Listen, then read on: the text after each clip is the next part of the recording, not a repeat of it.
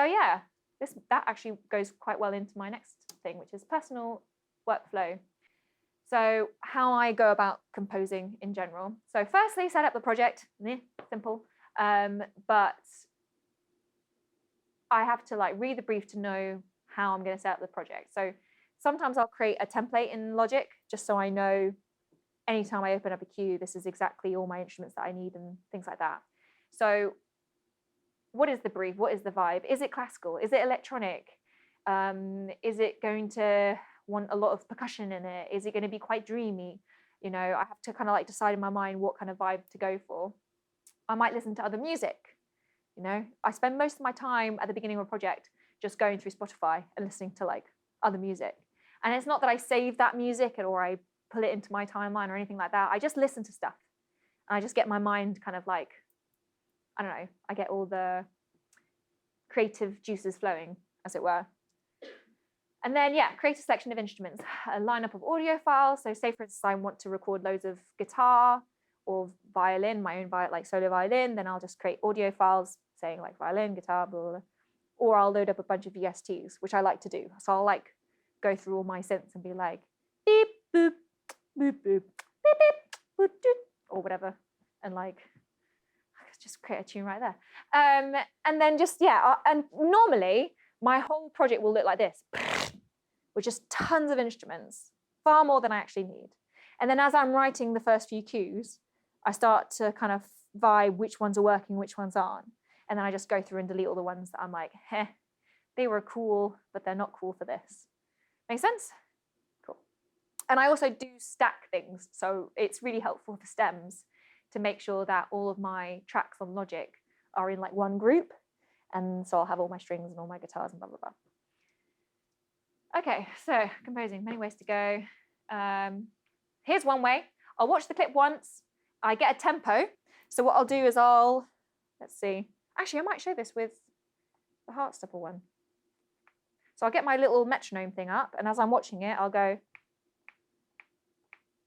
or I might go, or whatever it is. And sometimes it's to do with just the way, it's really interesting, the psychology behind editing. I think sometimes they look at the way the actors move, or the way like someone might pick up something, and there's just like tempo and rhythmic elements when you're shooting, when you're capturing something on film, and or just the general feeling, the pace. Or say, for instance, they've put in temp, but they've taken it back out again. I can just tell the editors, if they're a good editor, they'll have a sense of beat, and you can tell. And so it might not, the click might not happen in every cut, but you just get a sense of it. And you might be completely wrong, but it's just, again, it kind of gets you that idea of like how fast you want a piece to be. And to be honest, I trust my gut when it comes to tempo. I'll just click the thing and I'll be like, yeah, that's fine. No one ever really talks to me about tempo. And yeah, I'll turn the clip off. So then I've watched it, I've got the metronome, I turn off the visuals, so I'm not watching or listening to anything, and then I just compose something. And then I'll come back to the clip, so I'll put it on, and sometimes, like 5 times out of 10, maybe more, 6 times out of 10, I'll go, whew, perfect. Don't need to change anything. I'm freaky. How did I make that work? But sometimes, obviously, you're watching it and you're like, cool, that's working. Oh, that was a really nice accent. That kind of like synced there. And then you'll be like, but if like the mood's shifted there, like, oh, I'll just nudge this and nudge that.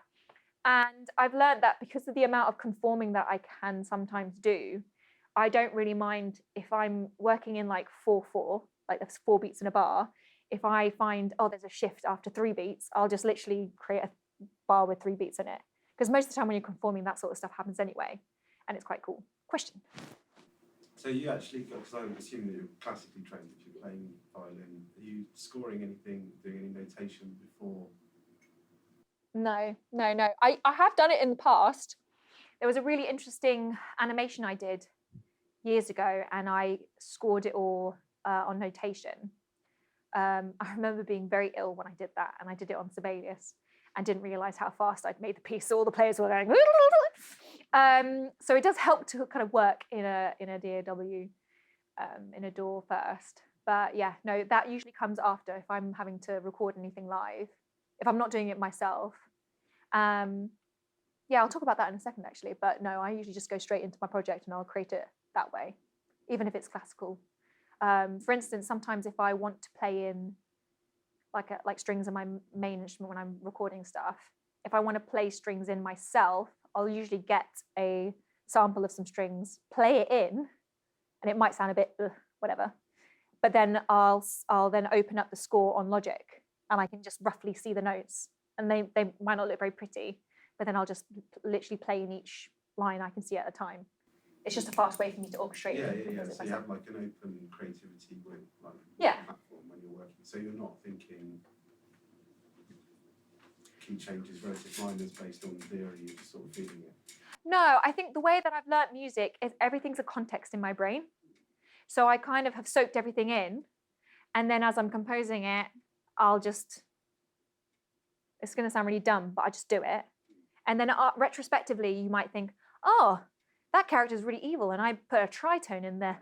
How clever am I? And like things like that. But to be honest, I think if you're in your head too much about it, you can kind of lose track of things sometimes.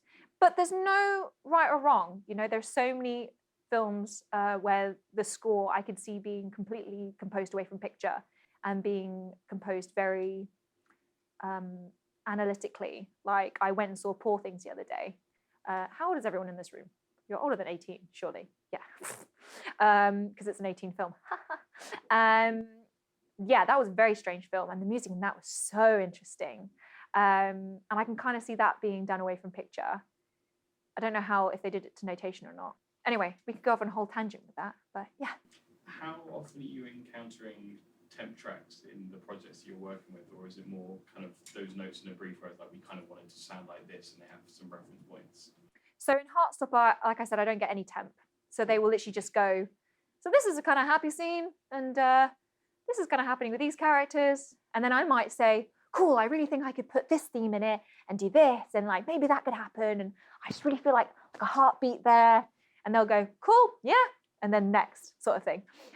With Waterloo Road, they tend to use a lot of the material that I've already composed. So at the very start of season 11, which is when I joined, when they started redoing it, there was some temp that wasn't my music, it was another composer. They actually used some of my back catalogue, so from different projects. And again, they would just go through, they listen to it and say, cool, this is the right tone, this is all the right emotion, the right vibe. Make it Waterloo Road sort of thing. But now they do use a lot of pre-existing material that I've done for Waterloo Road, but they might say, they have favorite cues that they like. So they'll say, look, we've temped this track to death now. I think the producers are getting a bit sick of it. Can you make something new?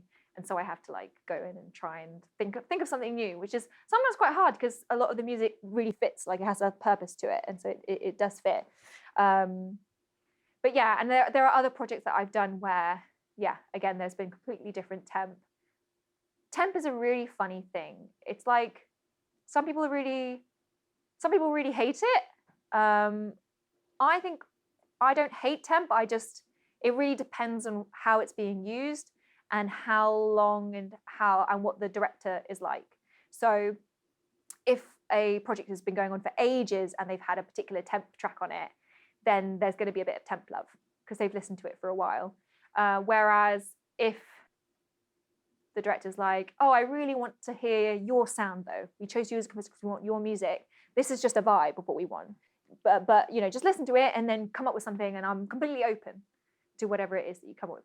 So it really does depend on the relationship that you have with the director and how that project's, how long it's been going on for. So yeah, I don't like to write off temp completely, but it really does change for me from project to project. So yeah, what was I saying? Then watch back to the clip and see if it works, rework. Yeah, that's what you said. And then here's another way. So I watch the clip, I read the spotting notes, and improvise the idea, and I work as I go along. Again, really simple, but I like to splurge. Yeah, I think that's the right word. Does anyone know splurging? Everyone's like, no. I think I watched like one YouTube video once where they were like, this is splurging. And then ever since then, I'm like, yeah, I splurge. And I just, the more you say it, the more the word loses all meaning. But it's where I just forget about like trying to finesse everything and like create this perfect track, and I just wham bam go in and just improvise something. And I'll get to a point where I'm like, cool, this is a rough idea. And then I'll start to finesse. And a lot of the time I don't actually have to finesse that much.